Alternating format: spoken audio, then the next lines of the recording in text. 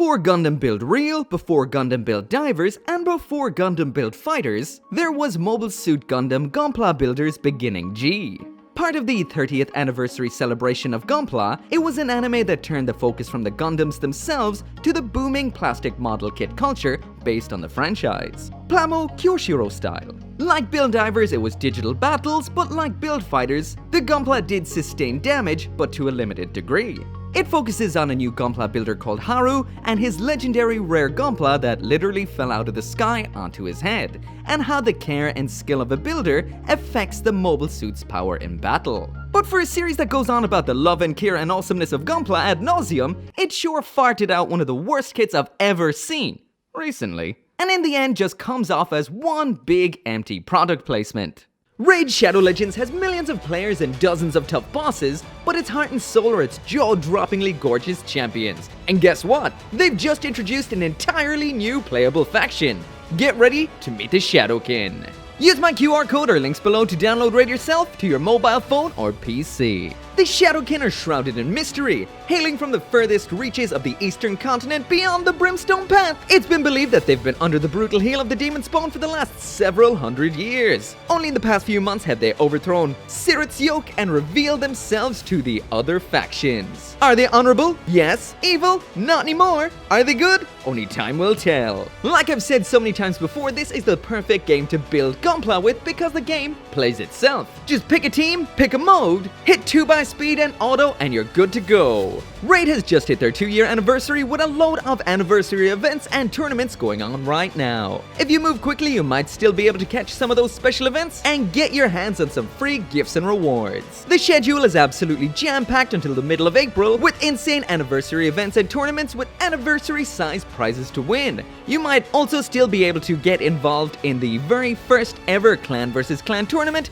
and get a chance to compete directly against another clan. On top of that, they've got some huge updates coming later in the month, including a new Doom Tower rotation with 2 tough new bosses. Raid's huge already, and their whole anniversary event makes it an awesome time to join one of the biggest gaming communities out there, so don't wait around. If you want to get a huge head start in Raid, all you have to do is hit that link in the description or scan the QR code right here. And if you're a new player, you'll get your free epic champion, Jotun. 100k silver, 50 gems, and the 3 ancient shards, so you can summon awesome champions as soon as you get in-game. You'll find your extra rewards here in your inbox for the next 30 days only. And it's that easy, just click that link in the description.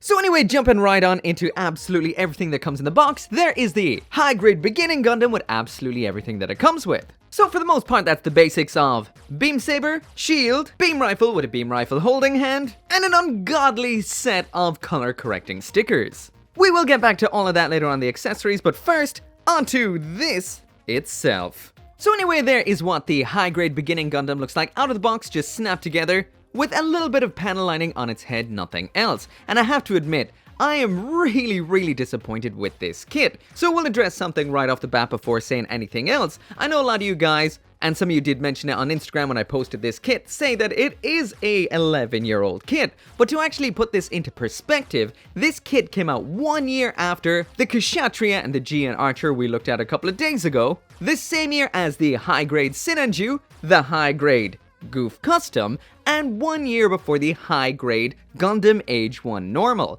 That gives you a bit of a time frame for what is the average quality you would expect from a kit back in 2010. This definitely is not it. Which is kind of odd because I was thoroughly enjoying this build up until a certain point. And before I mention what that is, speaking of the build, Geo Mode, engage!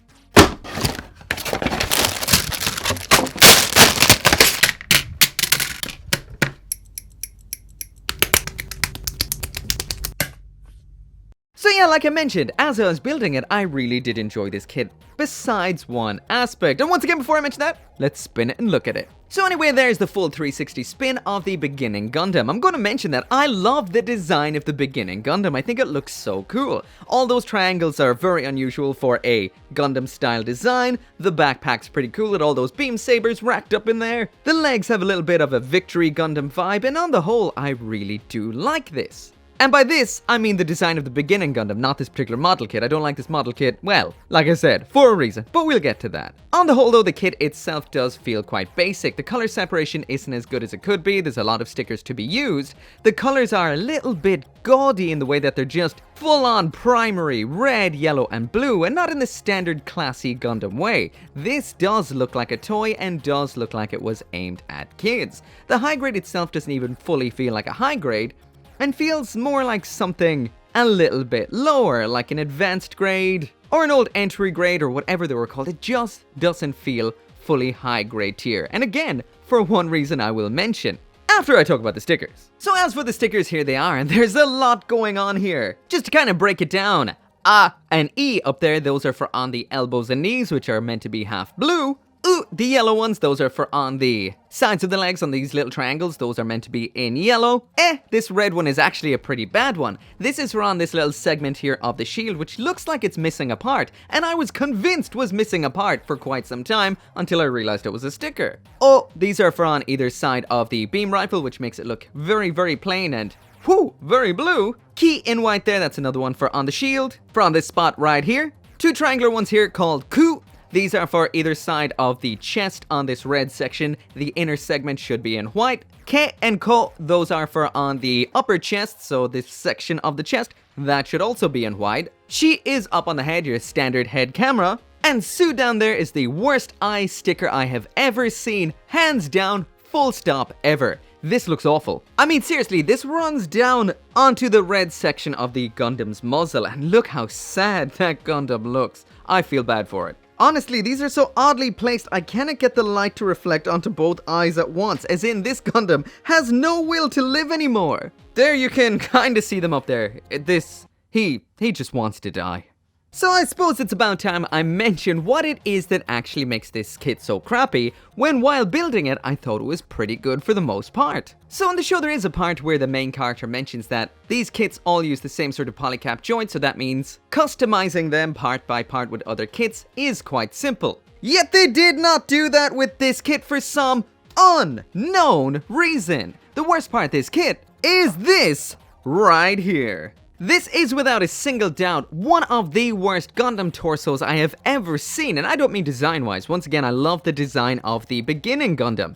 This is just an absolute clusterfuck of a mess. It does nothing but look weird. I mean, seriously, how did they screw up the design so badly? Sure, I could give it a pass on that.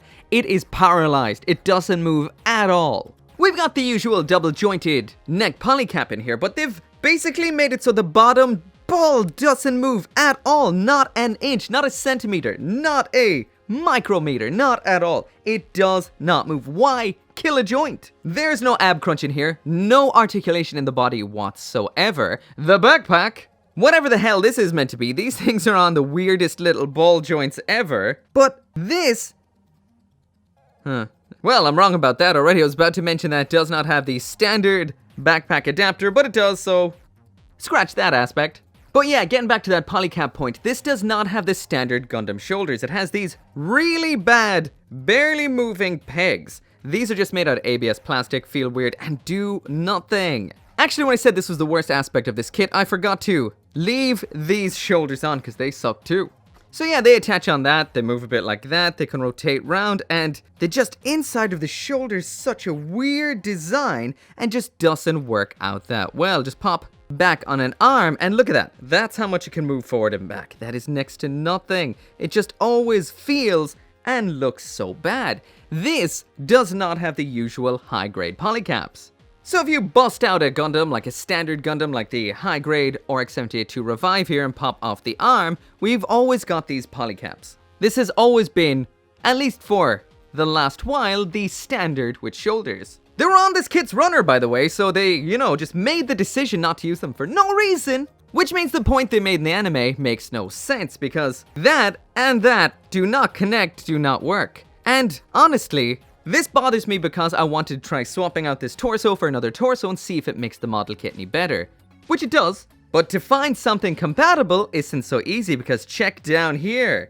That is not your usual waist. So grabbing the Revive again and popping it off, most, Modern high grades have this right here, the standard polycap ball joint waist, which attaches into a just plastic hole like so. Of course, there are breakers of the rules, usually depending on design. For example, the ball is the reverse way around because of the narrow waists on the Iron-Blooded Orphans kits, but still the same joint, just reversed. This kit, the beginning, uses this right here, Polycap 8. Now this is also used in some waists, but a little rarer and harder to find. I wanted to find a kit from my collection with this, and believe it or not, they're rarer than I imagined. If you know any kits that are Polycap 8 waisted, drop them down there in the comments in case anybody wants to know to kit bash this monstrosity. So all I found was this absolute beast of a kit, which of course is the high-grade Gundam the Origin RX-78-2. This has that sort of waist, but it's not really the best for an example for this video, but it's the only one I could find. And the reason it's not the greatest is the ball joint in this kit's waist, which would be the same as this one and it will be compatible, but is aligned to the back because this kit has godlike articulation, especially in the waist. This is part of a very, very nice ab crunch mechanism in here. Very nice kit. If you don't have one, highly recommended. However, whoever designed the beginning Gundam right here in their infinite wisdom decided to place the polycap towards the front. This thing has no waist articulation whatsoever, so why put it towards the front? I have no idea. So that does mean I am going to use this with this just so you can see that the rest of the kit is great. Besides that torso segment, it will be misaligned, sadly. It will be lying out to the front like so. From most angles you won't notice, but I'll let you know just in case you're planning to kit bash it yourself. Also, the shoulders on this kit are absolute BS, so that means we're going to have to find different shoulders, and we hit an issue already. The Origin RX-78-2 uses the standard shoulder polycaps, which, like I mentioned, the beginning does not. And on removing the arms from these ungodly shoulders, we've got something that is a little bit on the rare side as well. An arm with an in-hole, not a peg.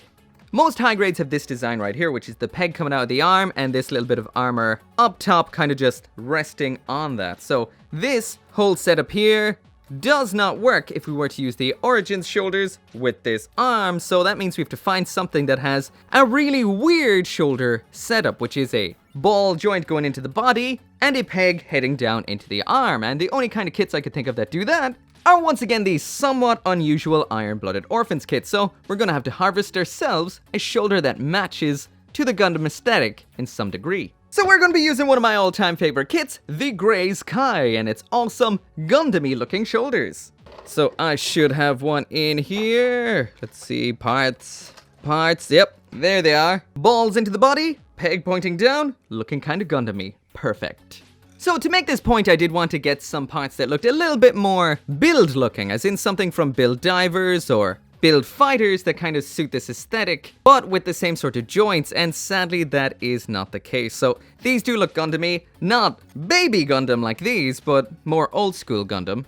And they do the job of bridging the gap. Once again, if you know of any parts that would work for this sort of thing, any shoulders that look the way that we'd want them to match the beginning aesthetic, but have the ball joint and peg that we want, especially with a body, because he looks a little bit problematic there, but let me know again in the comments. If you know, drop them down there. So now we continue on with this perfect beginning Gundam, because like I mentioned, the rest of the parts on the beginning are not actually half bad. It's the torso that lets it down. Where's its head? Head. Here, heady, head. There you are. Also, I do love the clear V-fin. In case you're wondering, it's made of energy in the anime. Oh, yeah. The Origin kit does not have the normal polycap neck. So yeah, when in doubt, when you're doing something temporarily, just stick in the sticky tack. And there we go. Perfect. And there we go. Our imperfect, perfect beginning Gundam. Wait a minute, now I remember my problem with the backpack. It's not that it didn't have the adapter segment that it does, which is... Wait, yeah, that is too narrow. Yup, that is not the standard backpack adapter. Not that I expect it to be anyway, but you can modify that easily. My biggest issue is the fact that the cool triple beam saber attachment points up on the back there, they don't come away with that. These are actually just slotted into little holes like so. Once again, kinda lame. So once again, this kit is entirely let down by the torso and those shoulders, because without them, this thing can severely bust a move. The waist, the legs, and the arms are all still quite poseable up to modern standard, besides A couple of color issues and a big seam line in the forearms, but besides that, these are well engineered without a doubt. The arms are nice, the bend is only about 90 degrees, but they look nice doing it, and the legs are phenomenal. They're curvy in a kind of Victory Gundam style way with those cool triangle-esque armor plates. And honestly, while building this, I knew it was good, I just didn't know what was wrong with it once finished. It's just that torso absolutely blows. Look at how beautiful it looks with a torso transplant. But anyway, jumping right on back to the start, and here is everything that comes in the box, so let's check out those accessories, but except, we're not going to try them out with Beginning Gundam, we're going to try them out with Perfect Beginning Gundam.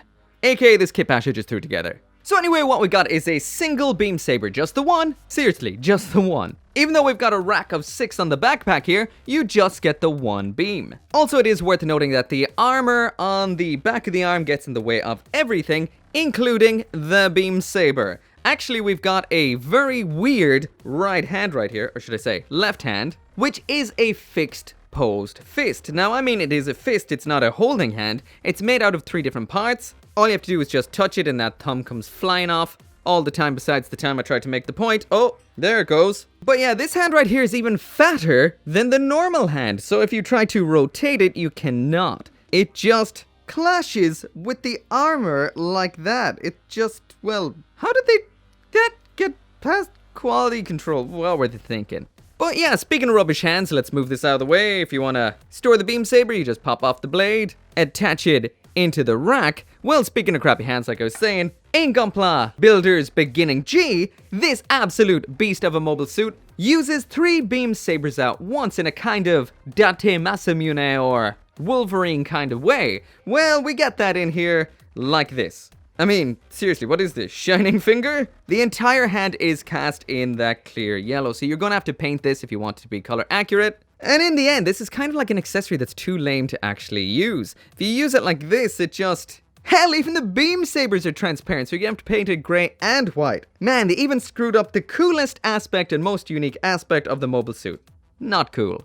So next up in here we've got the long-range weapon, which is its beam rifle, and honestly, when I was building this I thought it was a cool concept because of all the colors used in all the parts. We've got 4 different triangles, 2 parts of the main body which are cast in blue, the pretty cool handle there, I'll mention that the hand does not come attached to it, I just left it on there. And a bunch of grey parts, and the top actually has a diagonal shaped hole in the end, which is kind of cool. But when it actually all came together, this looks more like some kind of Nerf gun or something than a beam rifle, again, kind of going with the toy-like vibe in here. Again, I know the show was aimed at kids, so it does make sense. Anyway, that pops on in here like that is completely blocked by that bit of armor once again, so you won't be turning that around. But yeah, as far as things go with this kit, that's not so bad. The side stripe section is meant to be in white like we saw with the stickers, so if you did paint that in or use the stickers, it could look pretty cool. I like the design of it. Honestly, I do think it looks cool. It looks like a nice little short submachine gun. And yeah, that's pretty cool. Actually, now that it's attached, I like that a lot.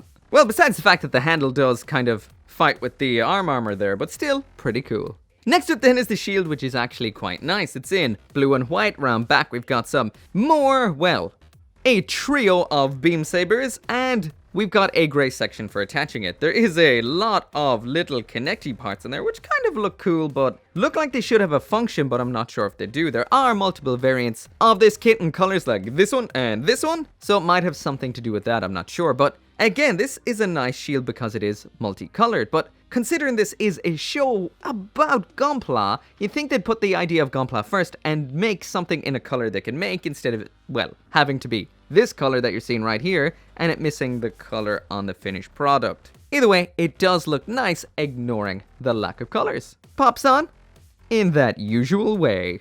Actually, I just noticed while looking at the box here, the only thing it mentions about what this kit can do is its legs. So yeah, the legs are the best part. Buy this kit for its legs. So anyway, there's everything attached, and the accessories once again aren't the worst. On this perfect beginning Gundam, it all looks quite nice and quite dynamic. Again, the worst aspect is the torso, and it's about time to put it back on to check out that articulation.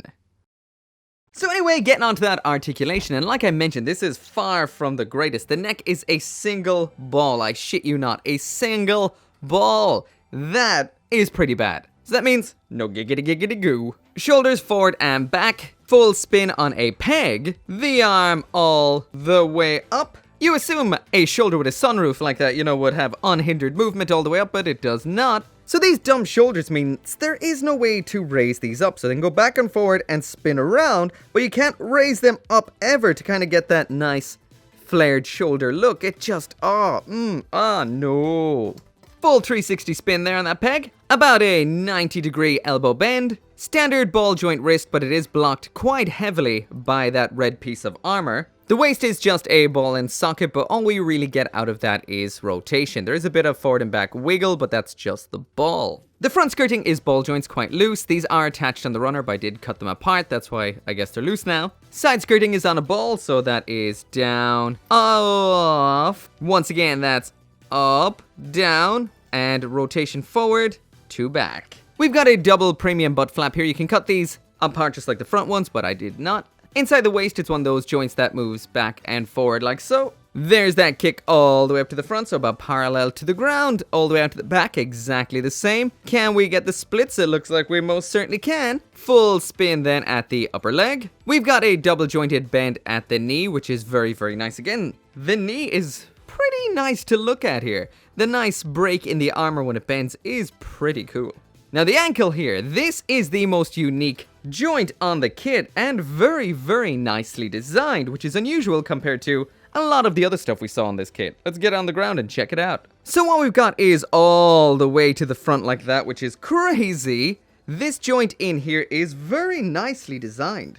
So I'm not quite sure just how clear this is to see, but up top we've got a hinge with another hinge underneath that. So it's a dual hinge mechanism and then a ball joint going down into the actual ankle itself. So that is 3 points of movement. So it kind of tucks up in there when not being used and then comes out and gives you a whole swing to the front and back like that. Look at that super awesome. Nice design in there. There we go, all the way to the front, and then all the way out to the back, and then when it goes to side, still not too bad. A little limited side to side, but the front and back is unprecedented. That's nuts. So yeah, this kit is one of the weirdest things I've ever seen. Most of the articulation is pretty bad and very, well, I would say old school, but it's worse than old school. It just doesn't make any sense. But then we've got the legs, which are absolutely fantastic. I will say it again, I'm pretty sure I said it before. Buy this kit just to steal its legs. Maybe its arms and its cool head as well, but mainly for those legs. So anyway, that is it for the review, and it goes without saying that this is definitely a bronze tier Gundam, but it is kind of strange. As with the bad aspects, first, the accessories are a little bit half-baked, the Gundam itself is half-baked, the torso and shoulders are pretty rubbish when it comes to articulation, and the color accuracy is not that great. It's missing a whole lot of color all over the place, which makes it, well, not accurate to its original design. But on the other side of the coin, if you steal all the parts of this kit besides the torso and shoulders, it is great. It's got curves like Victory Gundam, it's got some unique joints, especially in the knees and down at those awesome ankles, and the legs on this are phenomenal. I love the clear V-fin, it's such a unique design. And what can I say, it's just so strange. They made terrible decisions up in the shoulders, in the torso, but made fantastic decisions elsewhere. So strange. Once again, this is not a kit to absolutely write off. This is a kit I recommend getting for kit bashes. Once again, if you do know any torso and shoulders that have the particular joints I mentioned earlier on, drop it down in the comments. I'm really considering doing something with this to harvest its best parts. I want to know what would mix and match well with what is good in this kit. As always, that is it for the review. Once again, thank you so much to Raid for supporting the channel by sponsoring this video. Make sure to come back for more Gunpla reviews, and I will be seeing you next time. As always, I cannot end this video right here without thanking each and every one of you guys for watching this video, for dropping a like, subscribing, and of course to each and every one of you that supports me over on the channel memberships or over on Patreon, like Craig Jerry, Tyler Sanders, the Ambassador for Asymmetric Cats, Caleb Engelhart, Sean T, and Brian Perez.